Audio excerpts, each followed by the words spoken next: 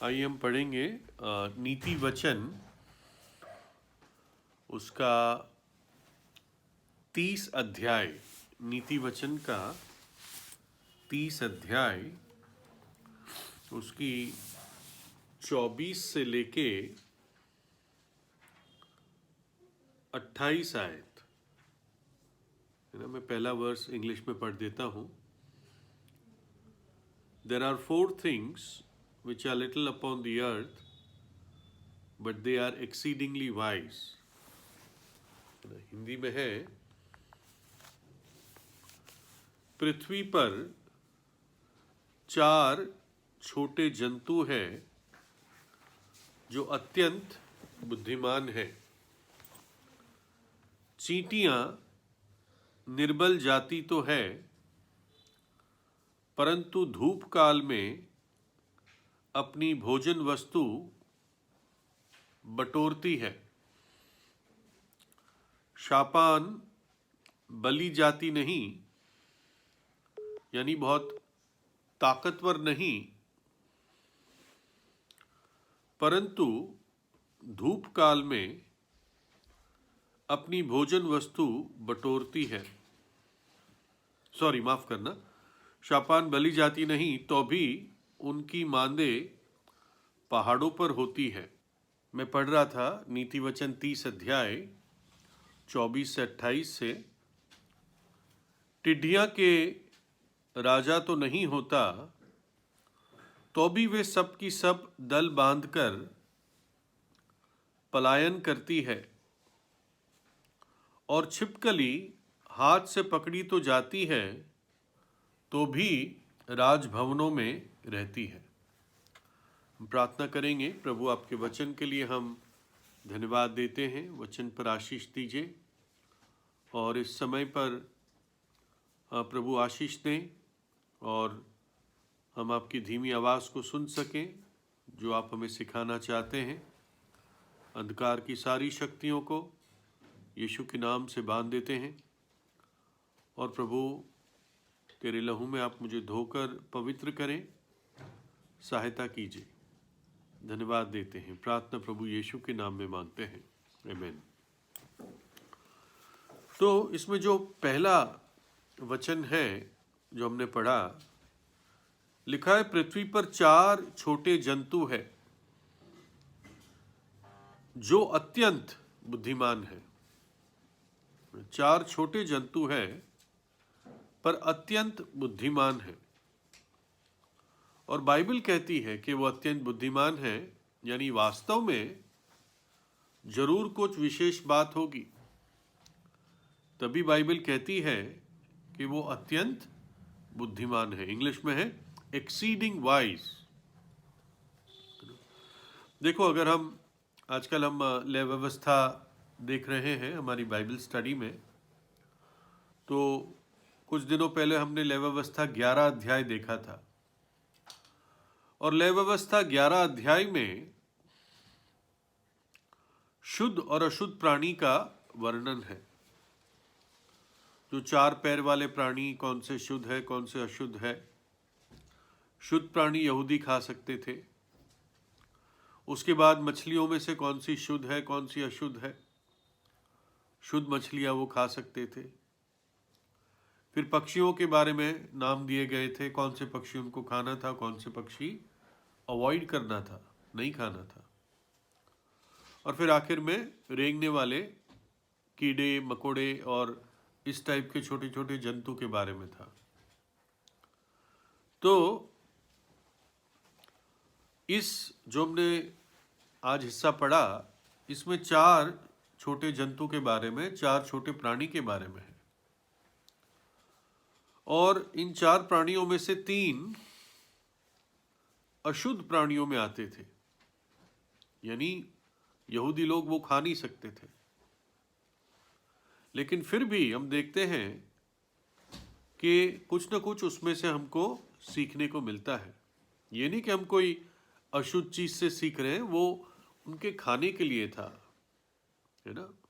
वो एक कई कारण थे, मेडिकल रीजंस थे, कुछ ऐसी बातें थी, कुछ आत्मिक उसमें सबक थे, है ना। जैसे उदाहरण के लिए मान लीजिए जो गधा था वो एक अशुद्ध प्राणी था। क्यों अशुद्ध प्राणी था? क्योंकि उसके कुछ गुण ऐसे थे, है ना, मतलब कुछ ऐसे गुण हम उसमें देखते हैं। ढीठ होता है, हटीला होता है ना, जुगाली नहीं करता। लेकिन ऐसे अशुद्ध गधे पर प्रभु यीशु मसीह एक बार बैठता है, और जब बैठता है तो वो यरूशलेम में भी प्रवेश करता है। तो इसलिए एक अशुद्ध व्यक्ति जब प्रभु यीशु उसके जीवन में आता है तो उसका भविष्य उस व्यक्ति का बदल जाता है। तो हम देखते हैं कि 4 यहां पे नाम दिए गए हैं। चींटियां,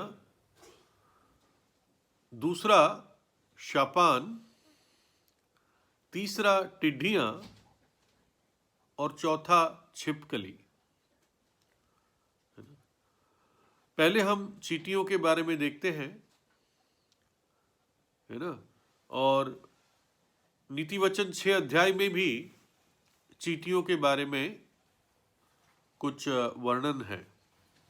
नीति वचन 6 अध्याय उसकी 6 से लेके 11, प्रोवर्ब्स 6:6-11। और इन चींटियों के द्वारा प्रभु आलसी से बातें करता है, आलसी व्यक्ति से। तो हम में से जो अपने आप को आलसी समझता है ईमानदारी से, तो प्रभु हमसे बात कर रहा है वचन से, वचन के द्वारा। नीति वचन 6:6 से 11। हे आलसी, चींटियों के पास जा, उनके काम पर ध्यान दे और बुद्धिमान हो जा। उनके ना तो कोई न्यायी होता है, ना प्रधान, और ना प्रभुता करने वाला। तो भी वे अपना आहार धूपकाल में संचय करती है और कटनी के समय अपनी भोजन वस्तु बटोरती है। हे आलसी, तू कब तक सोता रहेगा? तेरी नींद कब टूटेगी? कुछ और सो लेना, थोड़ी सी नींद, एक और झपकी, थोड़ा और छाती पर हाथ रखे लेटे रहना, तब तेरा कंगालपन बटमार की नाई और तेरी घटी हथियारबंद के समान आ पड़ेगी। तो प्रभु कहता है आलसी को, अगर तू ऐसे ही सोता रहेगा, ऐसे ही हाथ पे हाथ रखकर लेटा रहेगा, है ना, लापरवाह रहेगा, तो तेरी गरीबी, तेरा कंगालपन अचानक तुझ पर आ जाएगा, है ना। परमेश्वर की बुद्धि नीति वचन में उसको कहती है, तू परिश्रम कर, तू मेहनत कर, और सीखना है तो चींटी से सीख। वो कैसे आने वाले समय के लिए तैयारी करती है। चींटी भविष्य के लिए खाना बटोरती है। सारी चींटियां ऐसा नहीं करती। विशेषकर एक चींटी होती है, हार्वेस्टर एंट कहते हैं उसको। तो और भी होती होगी कैटेगरीज, क्योंकि करीब जहां तक मुझे ध्यान है 1500 तरीके की अलग अलग चींटियां होती है, कैटेगरीज होती है। तो ये जिस भी चींटी के बारे में बात कर रहा है, हमने देखा भी है चींटियां कुछ खाने का सामान उठा के ले जाती है ना। कुछ चींटियां मिलकर कोई एक बड़ी सी चीज, खाने की चीज उठा के ले जाती है। तो इससे पहले कि सर्दियां आए, वो गर्मियों में मेहनत करके काम करती है और अपना खाना इकट्ठा करती है। आने वाले बुरे समय के लिए वो इकट्ठा करती है। कुछ हमारे अच्छे भाई विश्वासी होते हैं जो उन विश्वासियों की आलोचना करते हैं जो किसी ऐसे समय के लिए कुछ इकट्ठा करके रखते हैं। वो कहते हैं इंश्योरेंस तुम लेते हो तो तुम अविश्वास दिखाते हो, या तुम बैंक बैलेंस कुछ रखते हो तो ये अविश्वास दिखाते हो। ठीक है, मैं सोचता हूँ कि ये हर विश्वासी का अपना विवेक है, लेकिन ये भी नहीं कि हम सिर्फ उस मूर्ख किसान की तरह सिर्फ इकट्ठे करते जाए और लालची बने रहे। मैं ये नहीं कह रहा हूँ, लेकिन यहाँ पर प्रभु खुद कहता है तू चींटी से जाके सीख। चींटी को मालूम है कि ऐसा समय आने वाला है कि वो कुछ कर नहीं पाएगी तब, तो इसलिए वो परिश्रम करके इकट्ठा करती है। कुछ लोग हैं जो अपने मौत के बाद आने वाले समय के लिए भी तैयारी नहीं करते, है ना। बाहर के देश में लोग अपने फ्यूनरल के लिए, दफनाए जाने के, जब मिट्टी का समय आता है आदमी के मरने के बाद, तो उसकी तैयारी तो कर लेते हैं। कब्रिस्तान बुक कर लेते हैं, जगह बुक कर लेते हैं, पत्थर बनवा लेते हैं, परिवारजनों को कह देते हैं, है ना। ऐसे भी इश्तिहार होते हैं, एडवर्टाइजमेंट के अभी पैसा दे दो और फिर चले जाना, यानी मरने के लिए, जब मरने के बाद चले जाओगे उसके पहले पैसा दे दो ताकि तुम्हारी बुकिंग हो जाए, ठीक है ना। लेकिन यहाँ पर इस प्रकार के अरेंजमेंट के बारे में बात नहीं की जा रही है, मृत्यु के बाद की, है ना। विशेषकर वो व्यक्ति खतरे में है जिसने अब तक अपना भविष्य जो मृत्यु के बाद का है उसको सुरक्षित नहीं किया, है ना। वही व्यक्ति सुरक्षित है जो मसीह में है, वही व्यक्ति सुरक्षित है जो मसीह में आंख बंद करता है ना। नहीं तो परिणाम भयानक है, नरक की आग है ना।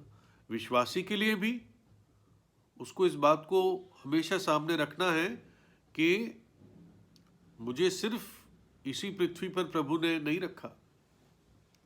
अगर तुम्हारी आशा मसीह में सिर्फ इस दुनिया के लिए है तो तुम सब मनुष्यों में सबसे अभागे व्यक्ति हो, है ना। हमारी आशा इसके बाद की भी है, विशेषकर इसके बाद की है। तो इसलिए उसके लिए भी हम हमारे जीवन को इस तरह ढालें कि प्रभु इस बात को देखे कि हाँ, ये अपने परमेश्वर से मिलने के लिए वास्तव में तैयार होता है, हो रहा है। ये मूर्खता की बात है कि हम सिर्फ शारीरिक शरीर के लिए, शारीरिक जीवन के लिए ही चिंता करें और हमारे प्राण और आने वाले समय के लिए हमारी कोई भी चिंता नहीं है। रोम का एक दुष्ट राजा था जिसने कई लोगों को मरवाया था। उसका नाम हेड्रियन था, रोमी राजा हेड्रियन। और जब वो मर रहा था तो उसने ये कहा कि अब मेरे सिर के लिए कोई मुकुट नहीं है, अब मेरी आंखों से देखने के लिए कोई सुंदरता नहीं है, अब मेरे कान से सुनने के लिए कोई संगीत नहीं है, और मेरे पेट के लिए अब कोई खाना नहीं है। लेकिन मेरे प्राण है, मेरे प्राण, तेरा क्या होगा, है ना। वो इस आशा रहित स्थिति में मरा, है ना। और ये सच बात है कि हर एक व्यक्ति को, है ना, मरना है। अगर प्रभु यीशु मसीह तब तक नहीं आया, हर एक व्यक्ति को मरना है। पौलुस कहता है हम सबका हाल मसीह के न्यायासन के सामने खुल जाएगा। इब्रानियों 9:27 में लिखा है कि ये बात नियुक्त है, हर मनुष्य का मरना और उसके बाद उसका न्याय का होना। अगर इसी जीवन के लिए जीना है तो फिर खाओ पियो और मौज करो, क्योंकि कल मर जाएंगे। लेकिन हमारा इसी जीवन के लिए नहीं है। पौलुस कहता है मैं उस मुकुट का इंतजार करता हूं जो धर्मी न्यायी मुझे देगा, ना मुरझाने वाला मुकुट, है ना। तो वचन में बताता है कि हम उस मूर्ख किसान की तरह बड़े बड़े गोडाउन बनाने में जीवन ना व्यस्त कर दे, परंतु स्मरण रखे, जैसे आमोस 4:12 में लिखा है, हे इज़राइल, अपने परमेश्वर को मिलने के लिए तैयार हो जा। चींटियां अपने आप को आने वाले समय के लिए तैयार करती है। और तैयार कैसे करती है? परिश्रम के साथ, हार्ड वर्क। एक बायोमैकेनिक्स का जर्नल है जिसमें बताते हैं कि जो एक प्रकार की चींटी है वो अपनी गर्दन पर जितना उसका वजन है उससे 5000 गुना ज्यादा फोर्स उठा सकती है। फोर्स है ना, जैसे आप देखोगे कुछ चीजें आप हाथ से नहीं उठा सकते, ये भाई लोग समझ पाएंगे, लेकिन कंधे से आप कोई चीज आसानी से उठा पाएंगे, कंधे से फोर्स लग सकता है। तो वैसे ही चींटियों की गर्दन उनके वजन से 5000 गुना प्रेशर या फोर्स विथस्टैंड कर सकती है, सह सकती है। बताते हैं कि जो आम चींटी होती है वो 5 मिलीग्राम की होती है वजन, और जहां तक वजन उठाने की बात है, मतलब शरीर से, गर्दन से नहीं, शरीर से, तो वो 50 से 100 गुना जितना उसका वजन है उससे ज्यादा उठा सकती है, उतना उठा सकती है। तो एवरेज अगर हम 75 गुना भी समझ ले तो एक चींटी करीब 4.75 ग्राम, 0.375 ग्राम का वजन उठा सकती है ना। तो एक आदमी को उठाने के लिए करीब, किसी ने अंदाजा लगाया, 3000 चींटियां लगती हैं। तो एक आदमी अगर सड़क पे पड़ा हो और उसको उठाना हो तो 3000 चींटी उसको उठाकर ले जा सकती है ना। इतना वो मेहनत करती है, परिश्रम करती है। लिखा है नीति वचन 10 अध्याय की 4 आयत में, जो काम में ढिलाई करता है वह निर्धन हो जाता है, परंतु कामकाजी लोग अपने हाथों के द्वारा धनी होते हैं, है ना। The hand of the diligent maketh rich, जो कार्यशील अपने हाथों से काम करते हैं, परिश्रम करते हैं, अपना काम करते हैं चुपचाप, कहता है वे अपने हाथों के द्वारा धनी होते हैं। लेकिन जो ढिलाई करता है वो निर्धन हो जाता है, जो होता है वो भी चला जाता है। और नीति वचन 12:24 में लिखा है, कामकाजी लोग प्रभुता करते हैं, परंतु आलसी बेगारी में पकड़े जाते हैं। जो मेहनत करता है, अपने काम में लगा रहता है, वो प्रभुता करता है, लेकिन आलसी व्यक्ति बेगारी में पड़ जाता है, उधार में पड़ जाता है ना।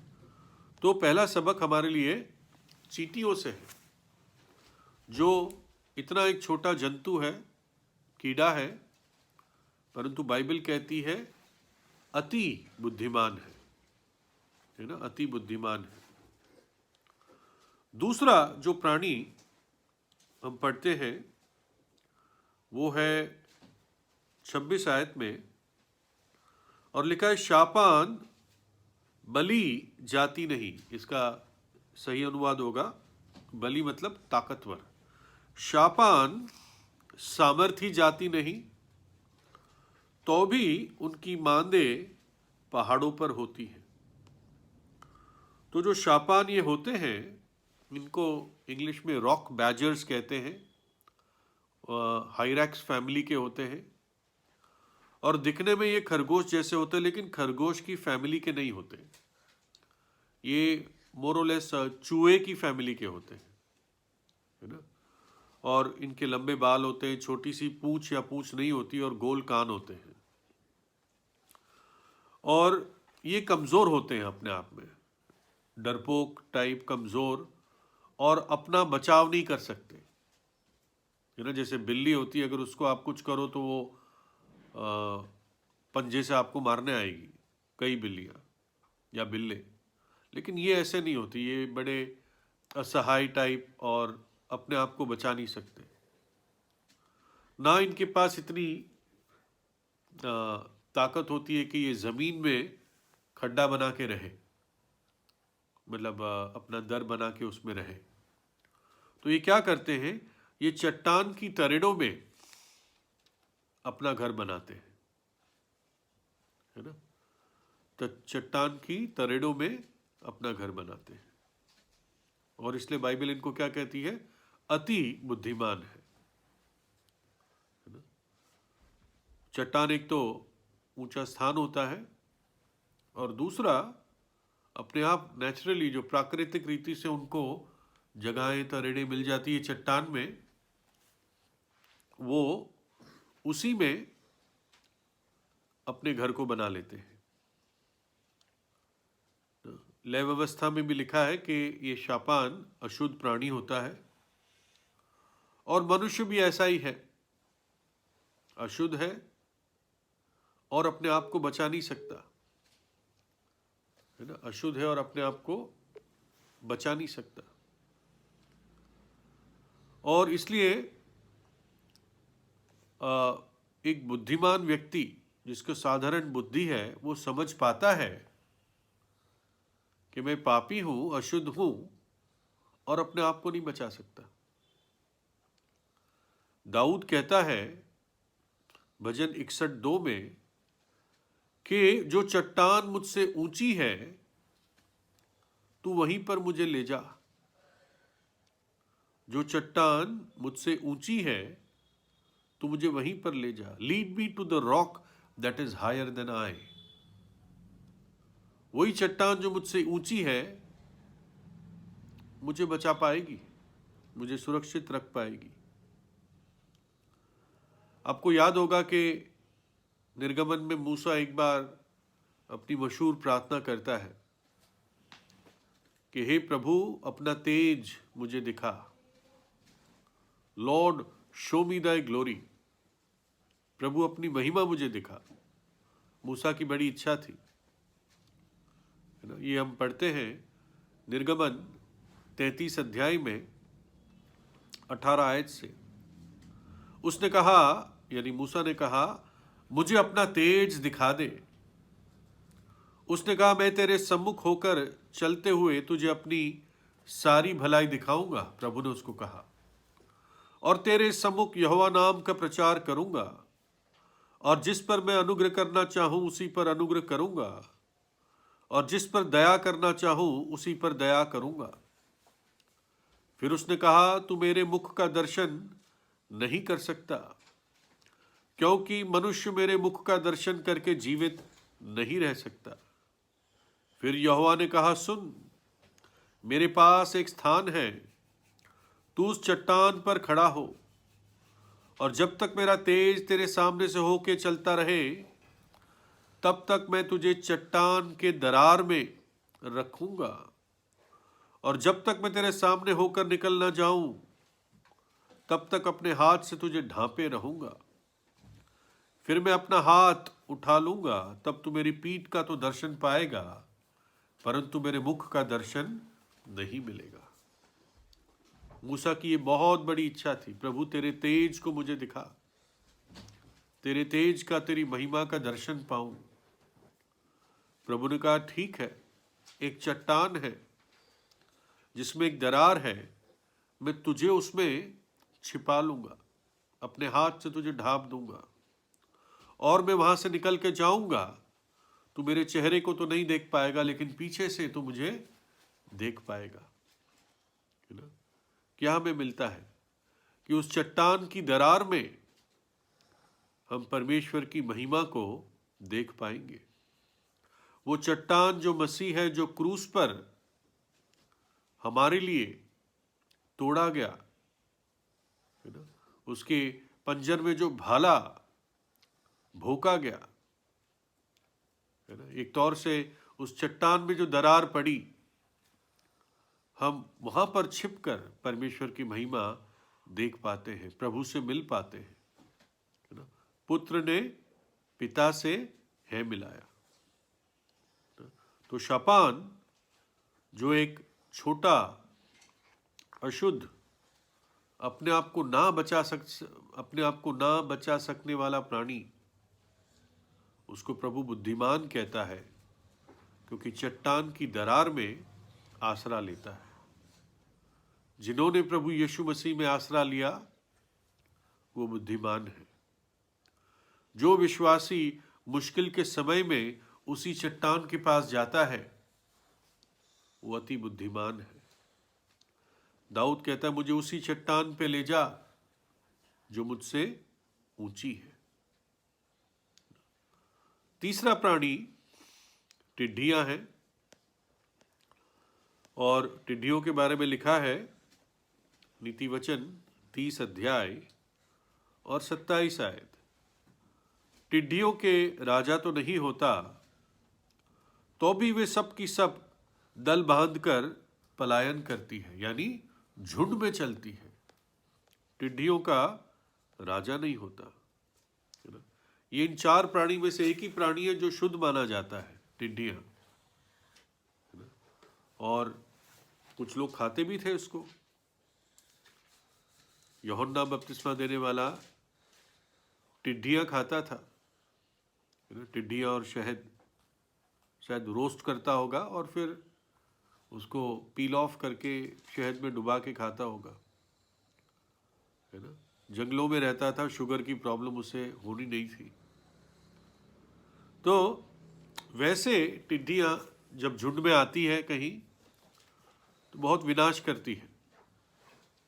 सब कुछ हरी चीज़ें को खा लेती है, खेत नुकसान हो जाते हैं, है ना। योएल की पुस्तक में टिड्डियों के बारे में बताया गया है, कैसे टिड्डियों ने बड़ा नुकसान किया। प्रभु ने खुद भेजी टिड्डियां अपने लोगों का न्याय करने के लिए। प्रकाशित वाक्य में हम फिर टिड्डियों का जिक्र सुनते हैं, है ना। लेकिन वचन बताता है टिड्डियों का कोई राजा नहीं होता, है ना। कोई राजा दिखता नहीं है कि कोई आगे चल रहा है और वो सब उसके पीछे चल रही है, लेकिन फिर भी वो बड़ी अनुशासित होती है, डिसिप्लिन होती है। ऐसा लगता है कि कोई उनको आज्ञाएं दे रहा है और वो सही, जैसे एक सेना चलती है वैसे चलती है। हमारा भी एक राजा है, हमारा सिर है, जो इस पृथ्वी पर दिखता नहीं है। हमारा सिर स्वर्ग में है ना। एक स्थानीय कलीसिया का कोई हेडक्वार्टर नहीं होता, है ना। हम हेडक्वार्टर्स बना लेते हैं, लेकिन बिब्लिकली कोई हेडक्वार्टर नहीं होता। यरूशलेम को हेडक्वार्टर समझते थे, प्रभु ने वहां से तितर बितर कर दिया। हमारा सिर्फ एक हेड होता है, और वो हेड हमारा प्रभु यीशु मसीह है, और वो स्वर्ग में है ना। तो उसी से हमें इंस्ट्रक्शन मिलते हैं। हम विश्वासी जो अभी भी जैसे तितर बितर हो रखे, इकट्ठे नहीं हो पाते कई लोग, तो हमारा इंस्ट्रक्शन देने वाला, हमें आज्ञाएं देने वाला प्रभु यीशु मसीह जीवित है ना, स्वर्ग में है। और दूसरी बात, कैसे ये झुंड में एक अंडरस्टैंडिंग के साथ टिड्डियां चलती हैं। पौलुस कुरिन्थियों को डांटता है, पहला कुरिन्थियों 3:3 में वो कहता है कि तुम शारीरिक हो और तुम्हारे अंदर डाह यानी ईर्ष्या और झगड़ा और बंटवारा या मतलब विभाजन पाया जाता है। क्या तुम शारीरिक नहीं?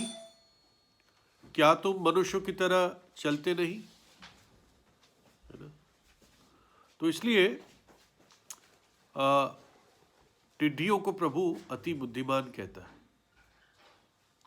कि जबकि कोई उनको डायरेक्शन देने वाला दिखता नहीं है, फिर भी कितने अनुशासन के साथ वो चलते हैं।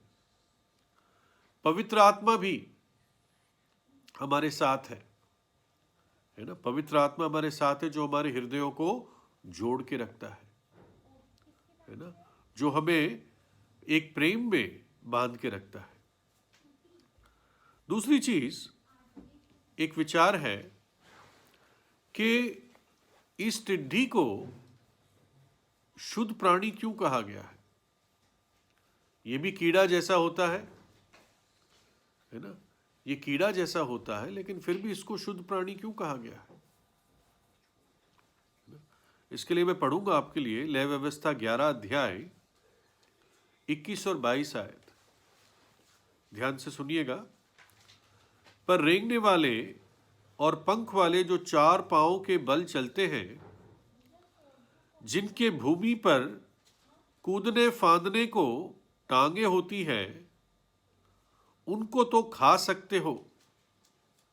वे ये है, अर्थात भांति भांति की टिड्डी, भांति भांति के फनगे, भांति भांति के हरगोल और भांति भांति के हागाब, है ना। भांति भांति के टिड्डी। क्यों इनको शुद्ध माना जाता है?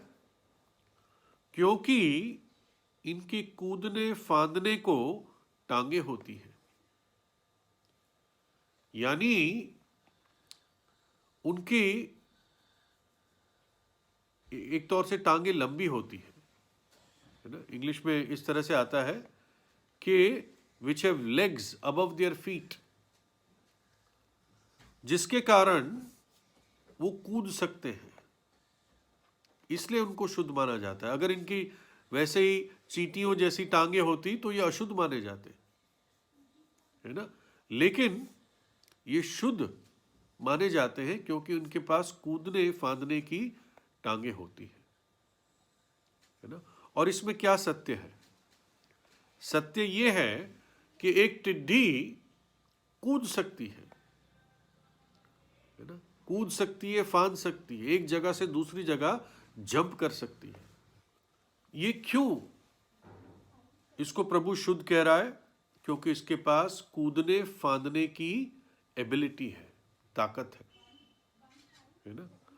आप ये सोचिए कि जो भगोड़ा बेटा जब बाप के घर से दूर चला गया और सुअरों के साथ उसका जीवन निर्वाह होने लग गया, इतने बुरे हाल में वो आ गया, है ना। तो इतने बुरे हाल में वो आ गया तो एक समय आया जब उसकी आंखें खुली और उसने क्या किया? उसने निर्णय लिया, मैं अपने पिता के पास जाऊंगा और इस प्रकार से मैं अपने पाप को मानूंगा। मैं अपने पाप को मानूंगा। परमेश्वर जो स्वर्ग में है, मैंने उसके विरुद्ध पाप किया है और पिता तेरे विरुद्ध पाप किया है। मैं योग्य नहीं हूं कि अब तेरा बेटा कहलाऊं, मुझे अपने सेवक की तरह ग्रहण कर ले, है ना। तो हम देखते हैं कि जैसे उसने निर्णय लिया और वहां से उठ के चला, उसका सब कुछ बदल गया, है ना। एक तौर से कह सकते हैं वहां से वो कूद के निकला, कीचड़ के स्थान पर वो बना नहीं रहा। उसके अंदर एक टिड्डी की तरह कूदने फांदने की शक्ति थी, सामर्थ्य थी।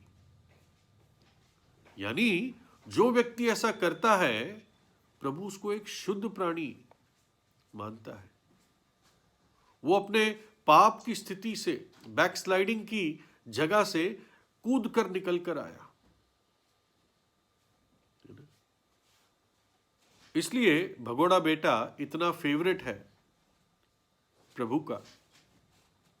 दुनिया भर में फेमस है भगोड़ा बेटा, है ना, जबकि उसका नाम नहीं जानते हम। दाऊद भी प्रभु का फेवरेट क्यों है? क्योंकि वो भी कूद कर फांद कर अपने पाप की स्थिति से बाहर निकल आया, है ना। दाऊद के बारे में कहते हैं उसका पश्चातापी मन था, है ना? और इसलिए प्रभु के हृदय का व्यक्ति था। और ये कैसे हो सकता है?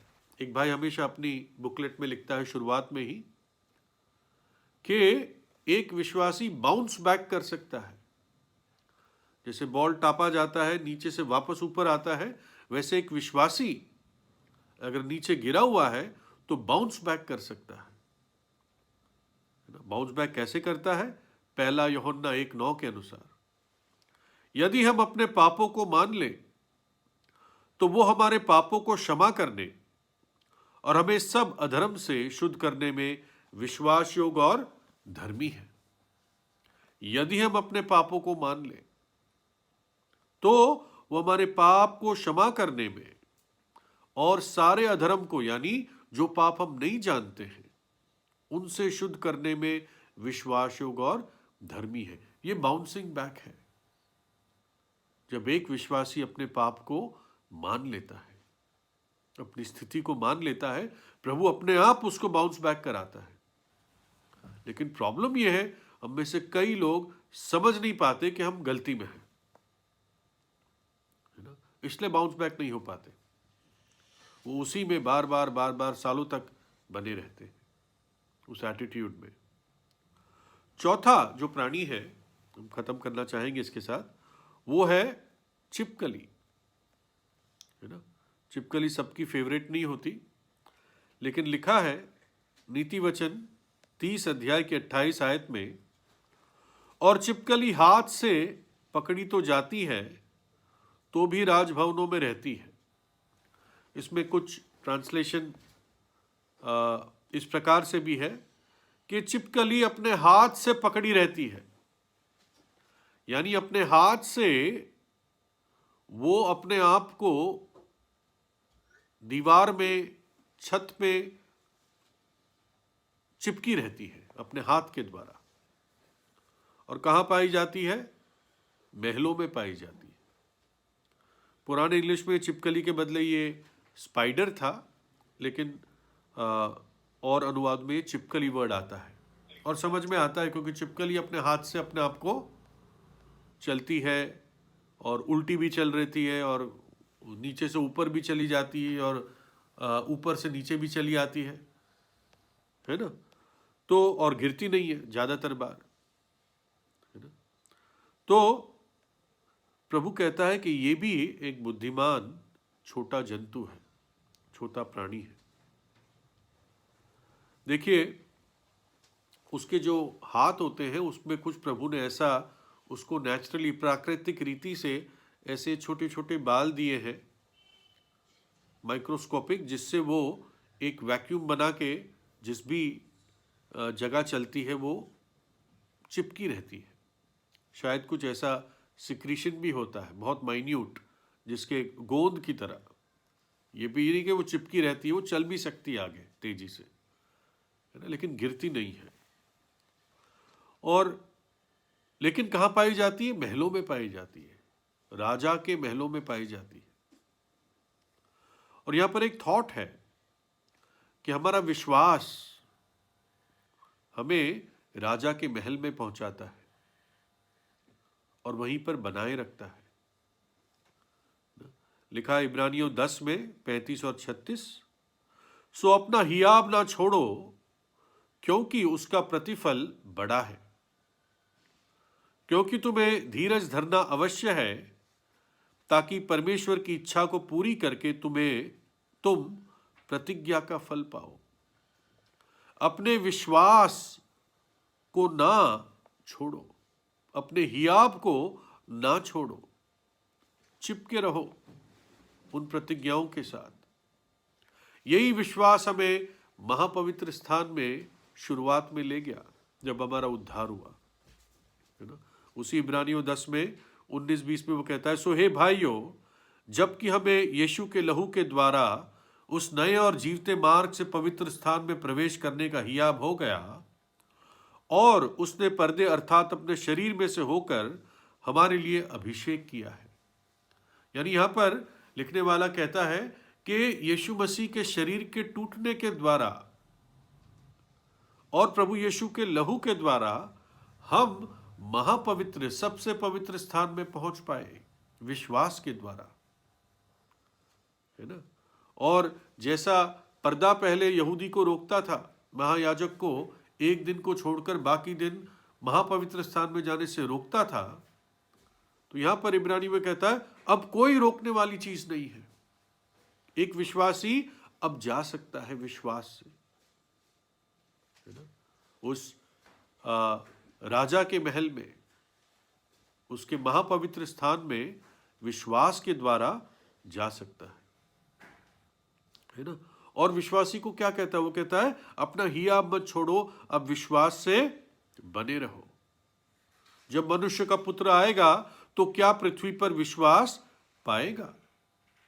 धर्मी जन विश्वास से जीवित रहेगा। उद्धार तो विश्वास से ही है, लेकिन धर्मी जन विश्वास से जीवित रहेगा।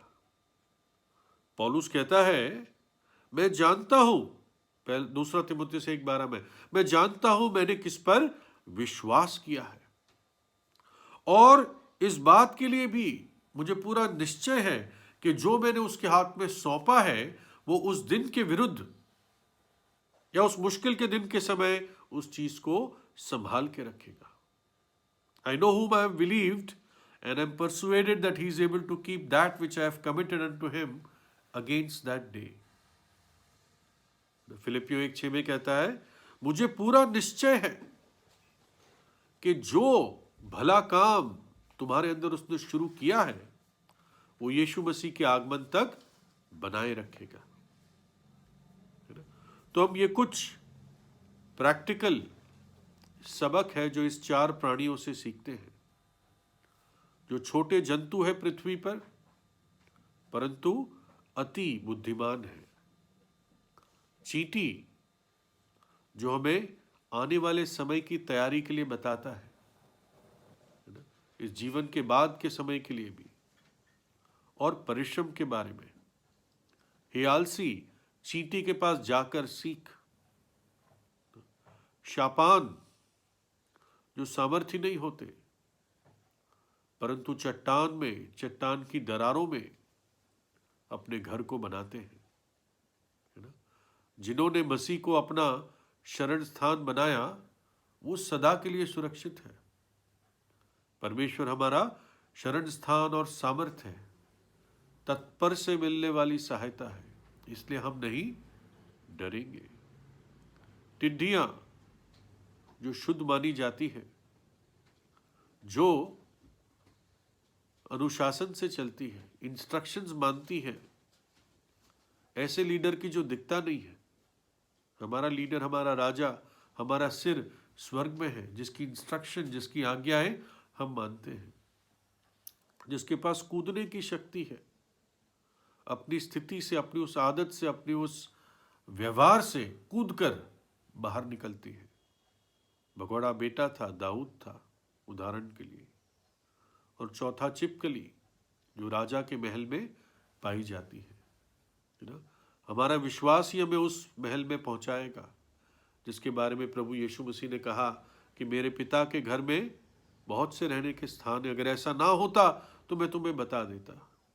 मैं तुम्हारे लिए एक जगह तैयार करने जाता हूं और मैं तुम्हें दोबारा लेने के लिए आऊंगा ताकि जहां मैं हूं वहां तुम भी रहो। तो प्रभु हमें इन वचनों के द्वारा आशीष दे।